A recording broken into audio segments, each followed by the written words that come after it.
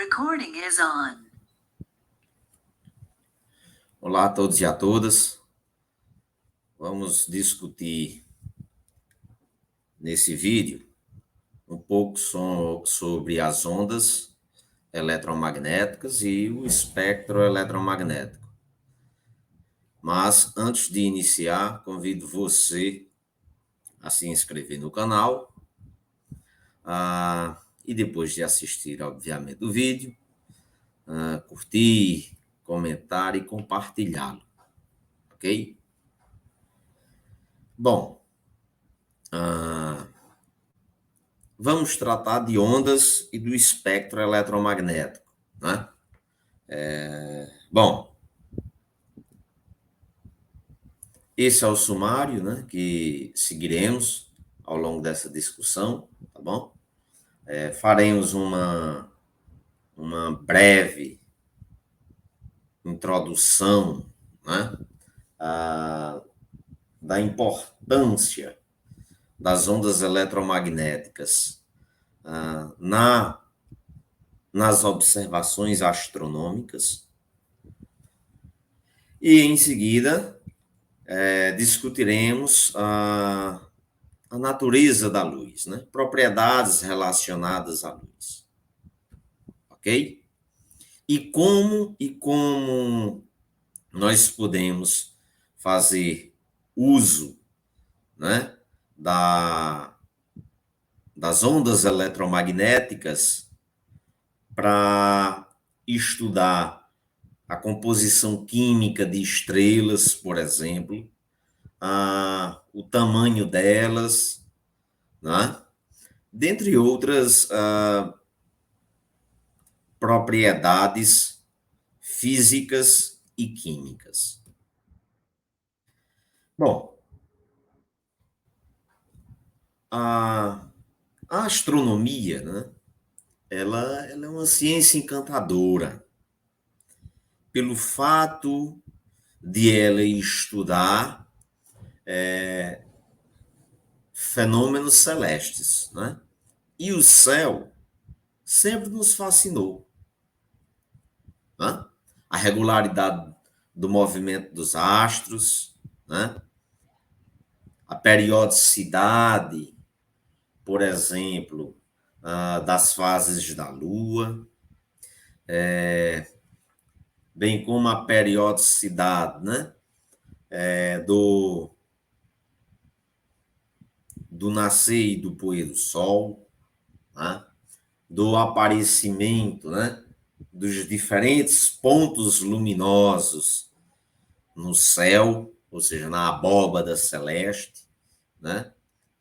E dentre aqueles pontos luminosos, há estrelas, há planetas, ok? Então, tudo isso sempre encantou a humanidade. E à medida que o homem foi identificando, né, as leis fundamentais que regem os fenômenos celestes, né, a exemplo desses que eu citei, né, ele foi compreendendo mais e mais sobre a natureza, sobre o universo, né, de maneira que ele começou a caminhar, digamos assim, na compreensão da origem das coisas, da origem de tudo que existe, ou seja, da origem do próprio universo. Mas não só. À medida que vai se desenvolvendo, né, essa bela ciência que é a astronomia, né, o homem vai conhecendo cada vez mais os processos envolvidos no nascimento, e na morte das estrelas, na formação das estruturas no universo, na formação dos planetas, na síntese dos elementos químicos e uma gama de outros fenômenos que sempre nos encanta, desde os mais simples, né, como o nascimento e o poir dos astros, né, ao longo do dia, assim como os eclipses, né, até os fenômenos mais complexos, ok? Bom, então, a astronomia, enquanto uma ciência, ela, ela é uma das mais antigas formas de conhecimento humano que vem sendo ah, desenvolvida. Hoje, a astronomia, né, ela está baseada na física, né, faz uso de um forte aparato tecnológico que permite que ela, enquanto uma ciência moderna, ah, investigue em níveis cada vez mais sofisticados de detalhamento os céus. Ok? Então, nós podemos dizer que hoje nós vivemos uma época privilegiada no tocante às informações relacionadas às descobertas das coisas que envolvem os planetas, as estrelas, os cometas, os asteroides. Né? Bom,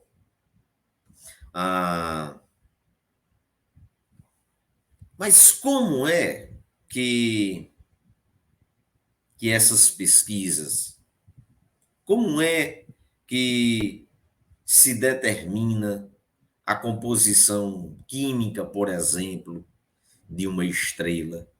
Como é que um objeto muito distante, um desses pontos brilhosos que observamos nas noites aqui no planeta Terra, como é que nós podemos dizer, olha, tal ponto luminoso é um planeta, ou tal ponto luminoso é uma estrela, ou aquilo é uma galáxia, ou aquilo é um outro objeto? De que maneira isso se dá? Ora, nós bem sabemos que usando as técnicas, as teorias, as leis descobertas, estabelecidas e desenvolvidas pela física, ok? E uma das ferramentas fundamentais para o estudo do universo é justamente as ondas eletromagnéticas. Por meio delas,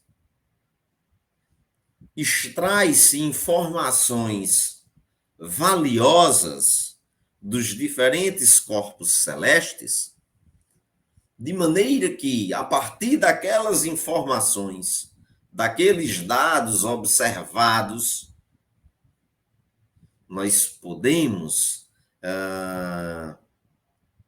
determinar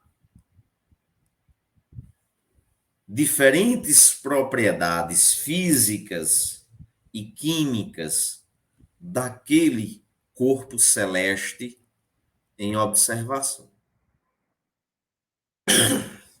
Bom, para observar os céus, a ciência moderna, a astronomia moderna, faz uso de telescópios, de espectroscópios, de radiotelescópios, Ou seja, faz uso de um aparato de aparelhos distribuídos em diferentes partes do próprio planeta Terra, bem como lançados no próprio espaço. Como nós podemos ver aqui nessas duas figuras, aqui no lado esquerdo, o Grande Telescópio Canárias, localizado nas Ilhas Canárias, e aqui do lado direito, o famoso telescópio espacial Hubble, que revolucionou a ciência com os dados fornecidos por ele. Ok? Então, nós temos telescópios aqui na própria Terra, bem como telescópios lançados no espaço. Cada tipo de telescópio tem uma finalidade, tem uma razão de ser, tá certo? Que nesse momento, obviamente, nós não adentraremos nessa discussão.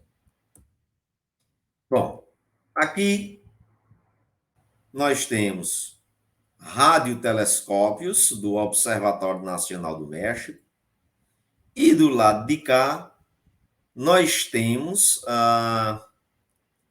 uma representação artística do telescópio espacial James Webb, que inclusive já foi lançado para o espaço, ok?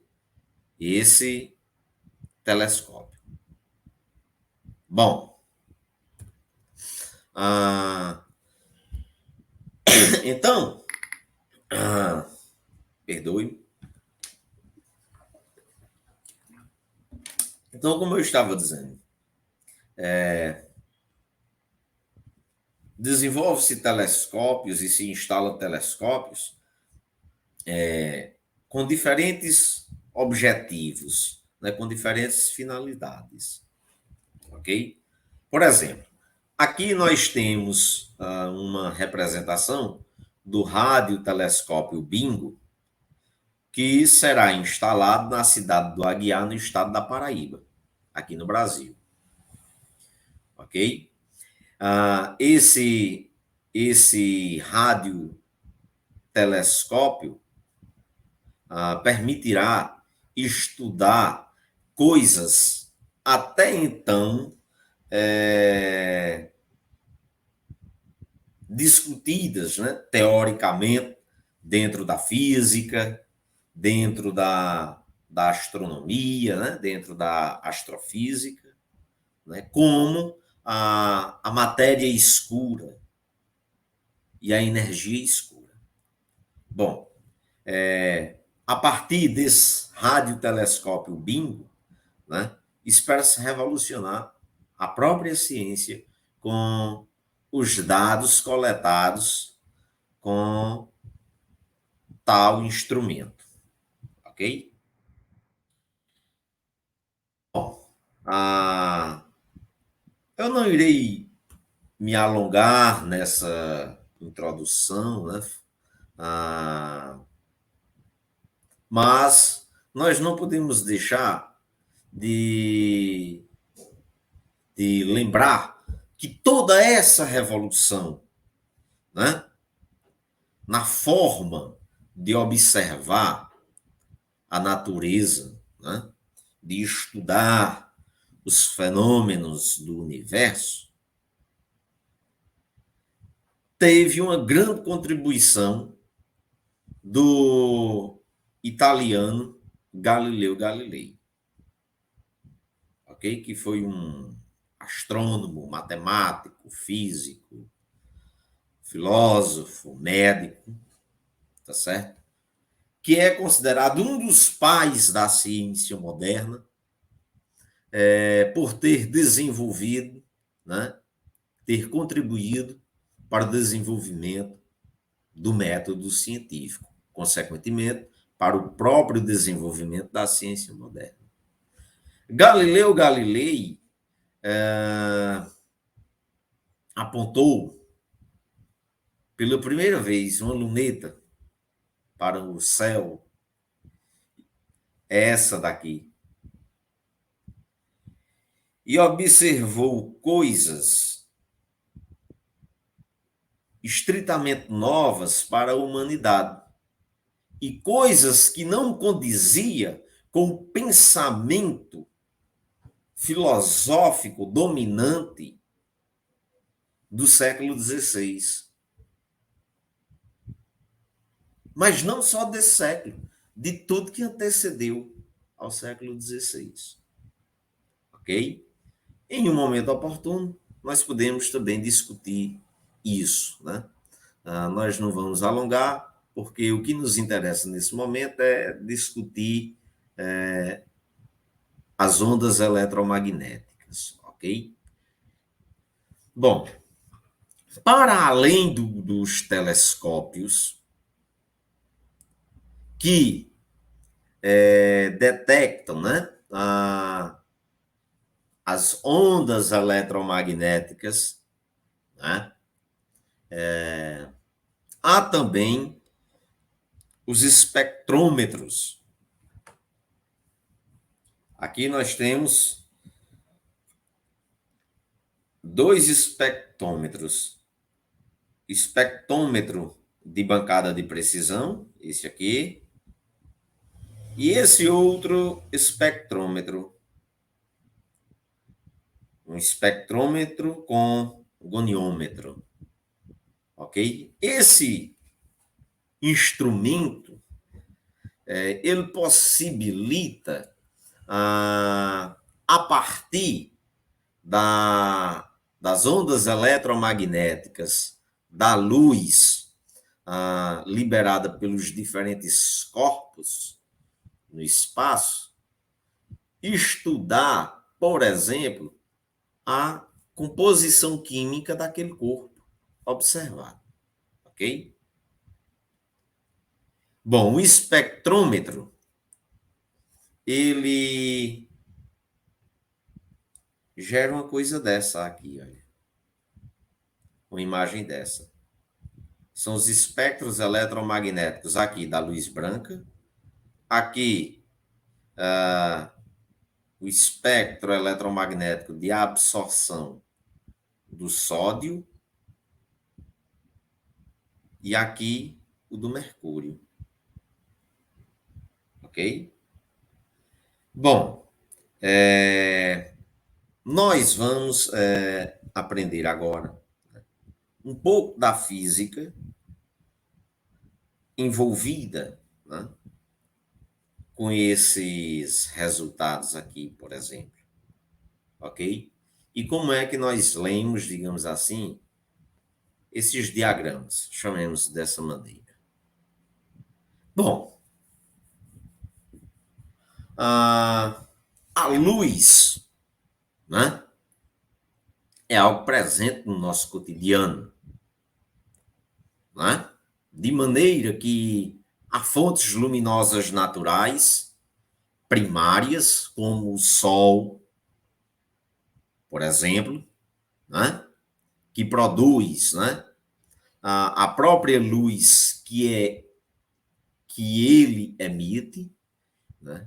E essa luz, por exemplo, chega até o nosso planeta, quando,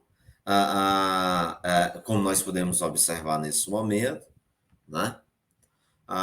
Mas também há fontes luminosas artificiais, como, por exemplo, as lâmpadas, né? A partir desse dispositivo, nós também geramos luz, né? Criamos luz. Mas o que é a luz? O que é essa coisa que por onde passa sai iluminando aquilo que está no entorno dela? Qual é a natureza da luz? Ora, Euclides de Alexandria, o pai, né, da geometria plana, já no século 3 a.C., no Egito, descreveu algumas propriedades da luz. Descreveu a sua propagação em linha reta, né? Bem como as características do fenômeno da reflexão da luz. Certo? Bom, então, desde a Antiguidade Clássica, já se perguntava que coisa era essa, o que era a luz, do que é que ela era formada, ou melhor, do que é que ela é formada, ou seja, qual é a sua natureza. Ok? Como mostrado por Euclides, né? A luz, ela de fato, aqui na nossa vizinhança, se propaga em linha reta. E nós podemos mostrar isso, né? Por exemplo, usando uma fonte luminosa, olhemos para essa figura, usando uma fonte luminosa e dois aparatos opacos. De maneira que, se colocarmos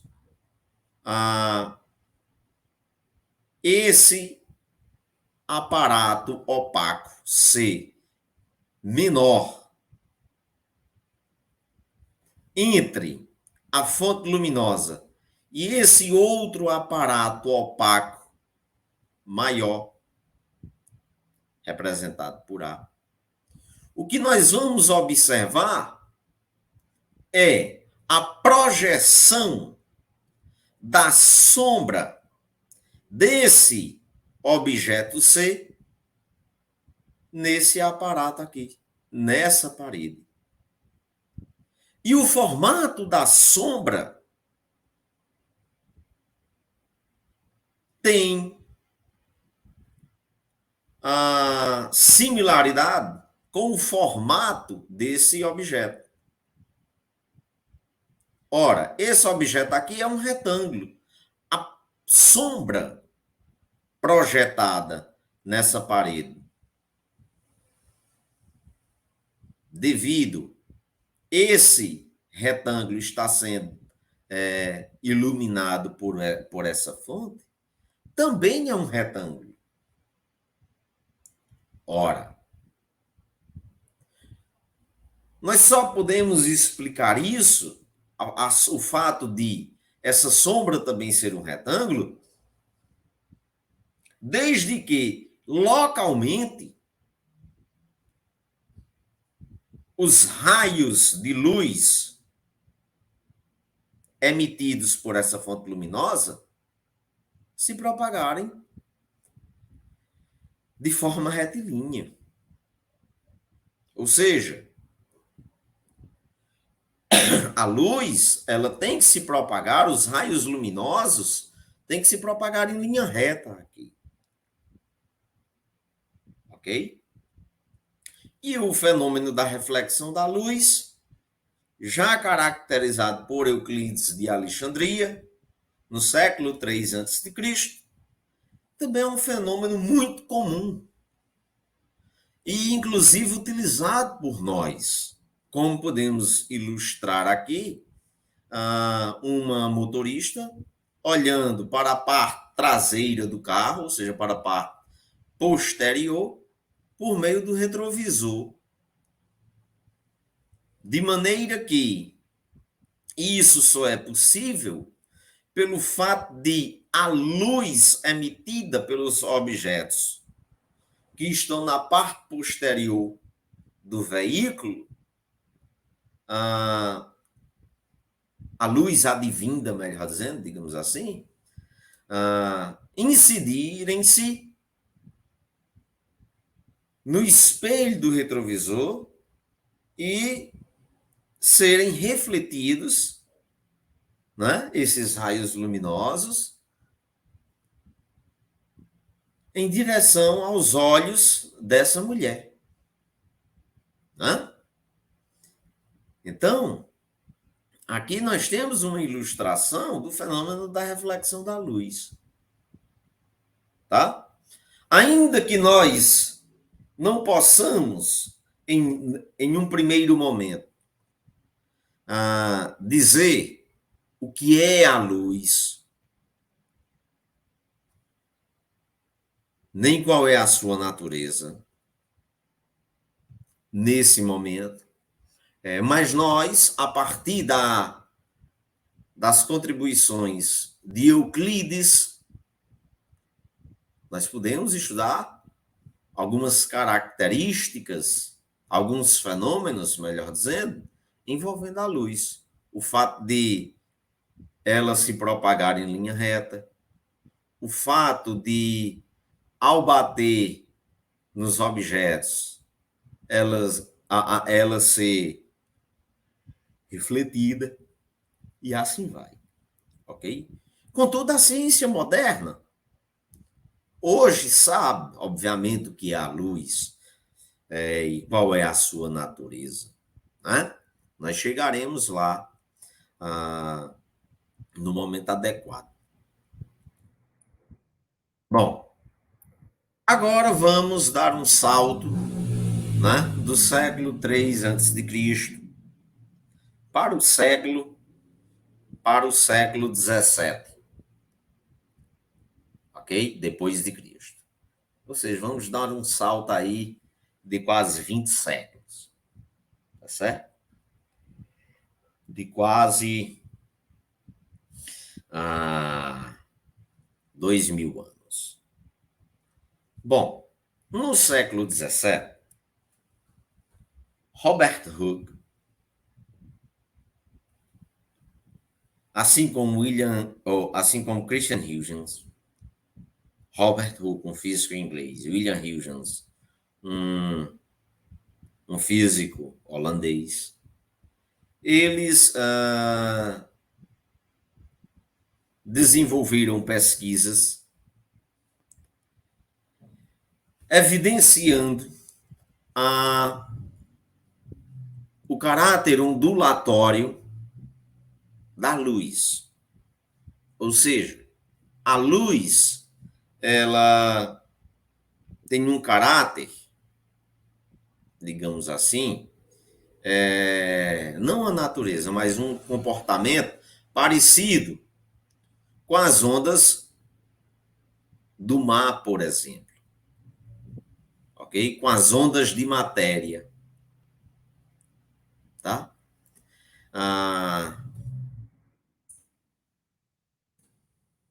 Thomas Huygens, um outro físico inglês, já no século XVIII, ele fez experimentos com a luz, mostrando, né, observacionalmente, experimentalmente, o caráter ondulatório da luz. Por exemplo, o famoso experimento da fenda dupla, representado nessa figura aqui, mostrou o caráter ondulatório da luz. Aqui, né, nessa figura, o que é que nós temos? Nós temos aqui um aparato com uma fenda simples, por meio da qual passa-se uma onda eletromagnética, uma radiação eletromagnética, né, representada por essas curvas aqui, né, semicirculares. Essas curvas representam uma coisa chamada frente de onda, tá certo? E essa onda aqui vai se propagando até bater em um outro aparato que possui agora duas fendas, ou seja, duas aberturas. E quando essa onda bate, né, nesse aparato com essa fenda dupla, o que é que acontecerá? essa onda sofrerá nas fendas um fenômeno ondulatório chamado de difração. E continuam a se propagar agora do lado direito da fenda. De maneira que, quando essas ondas, essas frentes de ondas resultantes da difração, né, dessa onda aqui, ok? Se encontrarem mais adiante, ocorrerá um outro fenômeno ondulatório chamado de interferência. De modo que nesse aparato aqui, que não tem nenhuma fenda, o padrão de luminosidade que aparecerá aqui é este aqui, aonde nós observaremos regiões de maior luminosidade e regiões de menor luminosidade, bem como regiões de luminosidade nula. Ou seja, esse padrão aqui nós falamos que é formado por franjas claras e escuras. E esse padrão gerado é consequência da superposição dessas frentes de onda, ok? Que estão se propagando aqui, dessas frentes e dessas outras frentes. Quando elas se encontram, pode haver uma interferência que nós chamamos de construtiva, ok? Onde elas se somam, digamos assim, né? Ficando mais luminosa, digamos assim, bem como elas podem se interferir de maneira destrutiva, de modo que, ao se encontrarem, a luminosidade delas se anula. Se anula, melhor dizendo. Ok, pessoal? Bom, então esses resultados, né, obtidos por Thomas Young, né, provaram experimentalmente a natureza ondulatória da luz. O caráter ondulatório da luz, melhor dizendo. Ok? Então, a luz tem um caráter ondulatório. Bom, então a luz sofre todos esses fenômenos: reflexão, refração, difração, interferência. A refração é um fenômeno ondulatório muito interessante também. Quando você pega, por exemplo, tomemos uma imagem aqui da própria internet. Refração da luz.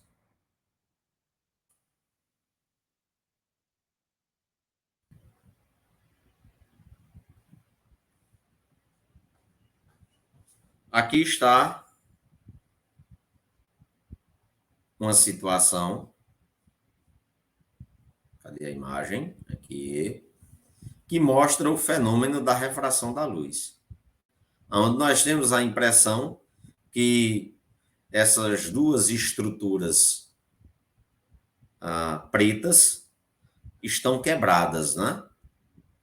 Mas não é nada disso que está acontecendo. Essas estruturas não estão quebradas. Essa é a imagem que nós vemos, né? Por consequência do fenômeno da refração da luz, que consiste no seguinte. Olhemos para essa figura. Opa! Voltemos. Olhemos para essa figura aqui. Nós temos aqui dois meios materiais separados por um objeto, por uma interface, que pode ser uma lente, por exemplo, ou a própria interface de comunicação desses dois meios, tá certo? E aqui, no meio, aqui de cima, nós temos a representação de um raio luminoso, que se incide na interface de separação para com esse meio aqui de baixo, ok? Como cada meio material tem uma propriedade chamada índice de refração característica, então, sendo esses índices de refrações diferentes, observa-se aqui quando o raio sai desse meio e incide-se sobre esse outro, observa-se, olha, um desvio na direção de propagação do raio original. Veja que é como se ele desse uma quebra, né? Aqui, se aproximando dessa linha tracejada. É isso que nós chamamos de refração. Ok? É isso que nós chamamos de refração. Que em um momento oportuno, nós estudaremos mais detalhadamente. E é por consequência disso que nós que nós observamos isso aqui. Ok? Que você, inclusive, pode reproduzir em casa. Pega um copo, coloca água e coloca um garfo dentro dele, né, do copo com água, e você vai observar esse fenômeno. Isso é o fenômeno da refração. Ok?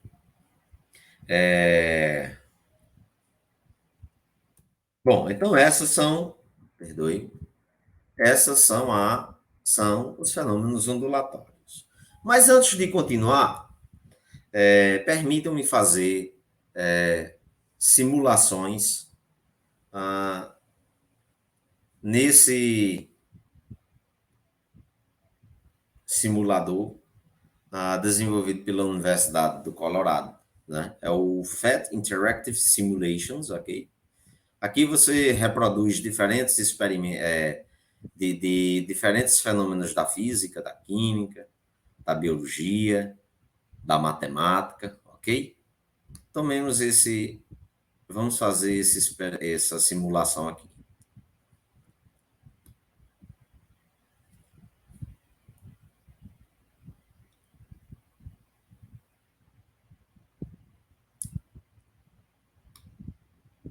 Veja, aqui nós temos uma torneira, ok? E essa coisa aqui, esse quadro aqui, com esse azul meio esquisito, representa a superfície de um lago, por exemplo. Veja, se nós soltarmos uma gota de água, nós iremos observar uma onda se propagando. Tá vendo? Vamos lá mais uma vez. Olha a onda, com padrões de franjas claras e escuras, né? E olha as frentes de onda e olha a frente de onda se propagando aqui. Vamos deixar gotejando.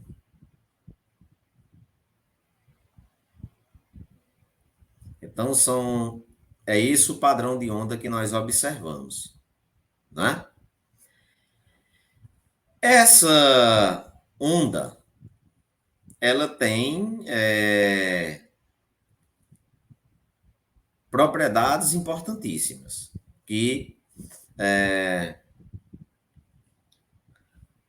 caracteriza essa coisa.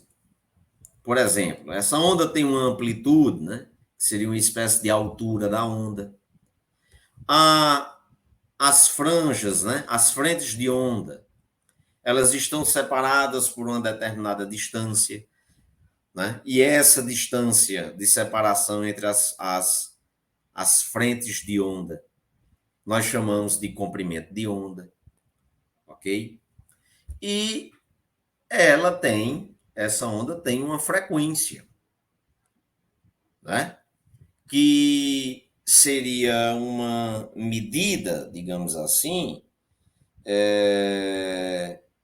da seria uma medida, digamos assim, dos picos de onda, de como os picos de onda das ondas estão distribuídos em uma determinada região do espaço, ok? Veja, se você aumentar a frequência da onda,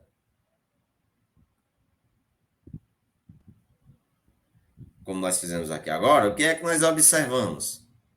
Nós observamos um número de onda maior, né? Note, aqui, olha, eu coloquei na frequência máxima, né? Permitida pela simulação. Agora nós vamos, observem o padrão aqui das ondas, tá certo? Tudo mais. A quantidade de ondas, tudo mais. Agora eu vou reduzir para a frequência mínima. Notemos o que é que acontece. O número de onda observada é bem menor. Então, quando eu cresço a frequência da onda, você tem um número de ondas maior. Ok? Bom, então isso aqui é só para ilustrar a onda, né? Olha o fenômeno da interferência. Vou colocar aqui usando já as fendas. Eu vou colocar aqui uma fenda. Primeiro vamos observar a difração. Vamos diminuir a largura da fenda, tá certo? Isso aqui é um gerador de onda. A onda se propagará aqui, baterá aqui nesse aparato e parte dela se propagará para esse lado direito. Observemos. Que vem a frente de onda, olha, as frentes de onda. Quando as frentes de onda colidem, né, nesse aparato, pelo fato de ele ter uma fenda, ocorre a difração da onda. Note que do lado esquerdo nós temos ondas planas. Do lado direito nós temos ondas circulares. Ok? Isso acontece porque na fenda a onda sofre uma difração. Ok? É esse fenômeno aqui que nós estamos chamando de difração. Tá? Vamos aumentar a frequência para vocês verem. Olha que beleza. Bom, agora, em vez de uma única fenda, vamos colocar duas fendas. Vamos diminuir a largura das fendas e vamos ver o que é que acontece. Lá vem a onda plana. Olha, a difração ocorrendo em cada uma das fendas. E vocês observam agora que as ondas difratadas, elas se interceptam ao longo do caminho, de maneira que em determinadas regiões você observa um aumento, digamos assim, da amplitude da onda, e em outras regiões, em outras partes, você observa o aniquilamento das ondas, né? Bom, o aniquilamento das ondas são indicadas nessas regiões mais enegrecidas, enquanto que o aumento da amplitude da onda é evidenciado nessas regiões mais claras, ok, pessoal? Bom, então aqui nós temos uma ilustração, uma simulação do fenômeno da interferência das ondas também. Tá certo? Bom, então fica aqui ilustrado, né, esses diferentes fenômenos que nós citamos aqui na nossa discussão. Tá certo? Agora, de uma coisa nós já temos certeza. A luz, ela se comporta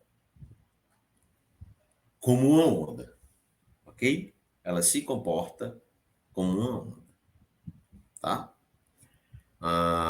Lá naquela simulação do feto colorado, voltemos para lá, nós podemos mostrar isso usando um laser aqui, ó, gerador de luz, tá vendo? Ó? Nós observamos a mesma coisa. Não é bonito? Isso aqui é muito interessante. Agora vamos colocar duas fendas. Olha, com a luz está acontecendo a mesma coisa que aconteceu com a água anteriormente. Certo?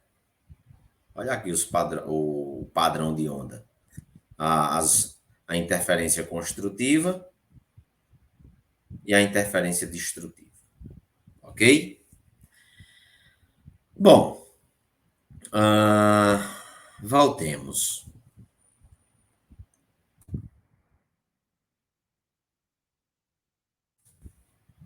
Isaac Newton foi um importante físico e matemático inglês, né? Foi um filósofo, um grande filósofo inglês, que estudou diferentes fenômenos da natureza. Dentre os fenômenos estudados por Newton, estavam os fenômenos envolvendo a luz. Ok? Por consequência dos estudos que ele fazia dos fenômenos envolvendo a luz, ele publicou no século XVIII, mais precisamente no ano de 1704, uma obra intitulada Óptica, em que ele apresentava, né, a ideia de que a luz fosse constituída de partículas. Ora, a mecânica que o próprio Isaac Newton vinha desenvolvendo, né, que tem uma ideia do que é uma partícula, né, e que funciona muito bem, né, para os fenômenos do nosso cotidiano, influenciaram, né, obviamente, na maneira de como Newton iria interpretar os fenômenos relacionados à luz. Ok? Newton, ele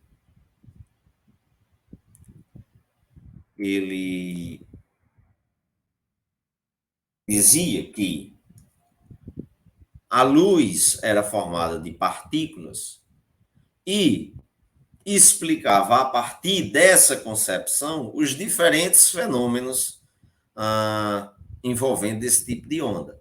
Por exemplo, como é que Newton explicava a reflexão da luz? Newton dizia, olha, as partículas da luz, elas colidem com as partículas dos objetos. E ao colidir com as partículas dos objetos, elas são desviadas com uma certa inclinação. Ou seja, elas são ricocheteadas, né? De maneira que essas partículas ricocheteadas por consequência da colisão delas com os objetos, gerará os raios refletidos. Essa mesma ideia de a luz ser formada de partículas também era usada para explicar a refração da luz. Como nós podemos ver, né, esse fenômeno aqui representado nessa figura. Perdoe. Em que Newton segura um prisma, um raio luminoso, né? Raios luminosos incidem sobre o prisma, sofre o fenômeno da difração, da refração da luz e sai desse outro lado do prisma de maneira agora decomposta nas cores do arco-íris. E com isso, Newton estava vendo nada mais, nada menos do que o espectro eletromagnético dessa luz, ou seja, da luz branca. Ok? E ele explicava, à luz de sua teoria corpuscular, esses fenômenos. Tá? Bom, mas, voltando aqui. A luz é uma onda. A luz é uma onda. Ora,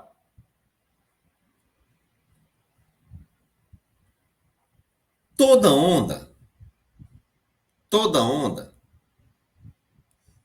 tem o que nós podemos chamar de uma direção de polarização.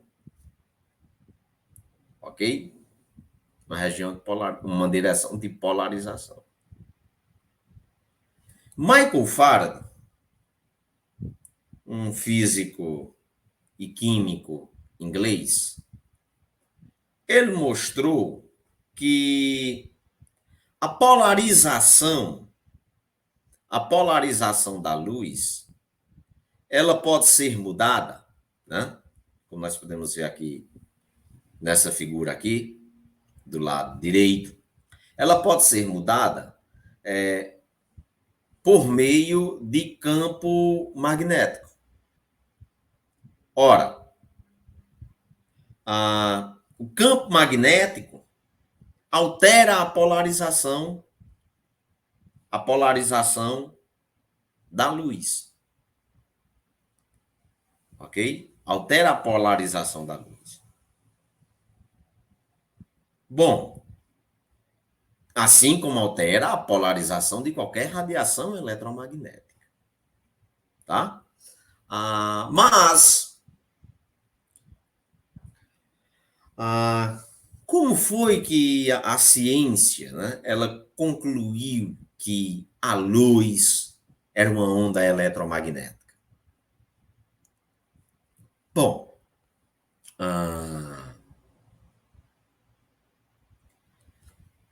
James Clerk Maxwell, um físico e matemático escocês, ao investigar a natureza da luz, ele observou que os modelos matemáticos que descreviam o comportamento da luz eram os mesmos que descreviam as radiações eletromagnéticas.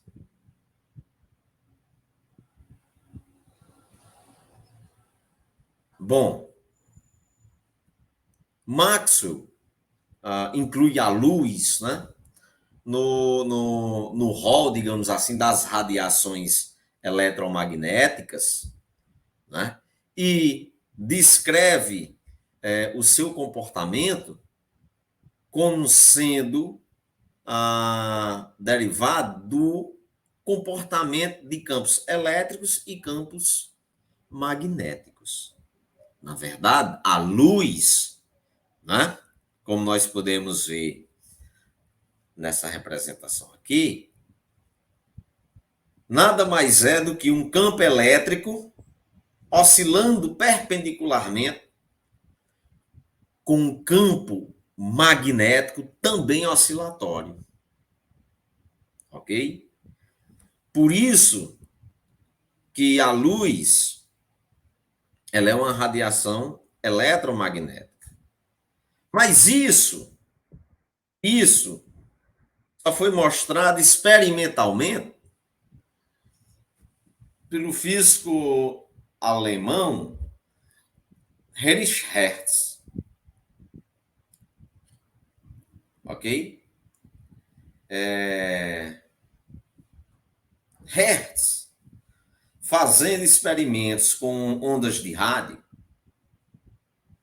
ele demonstrou que essas ondas se comportam experimentalmente da mesma maneira que a luz visível e exibem as mesmas propriedades da luz visível, como refração, reflexão, difração e interferência. Ok? Dessa maneira,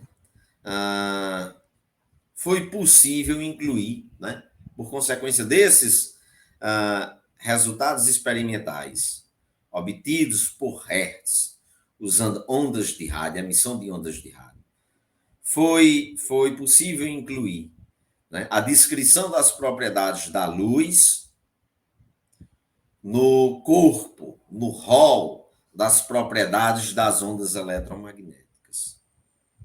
Ok? E que o aparato, o instrumental matemático usado para descrever a luz é o mesmo usado para estudar, para descrever as radiações eletromagnéticas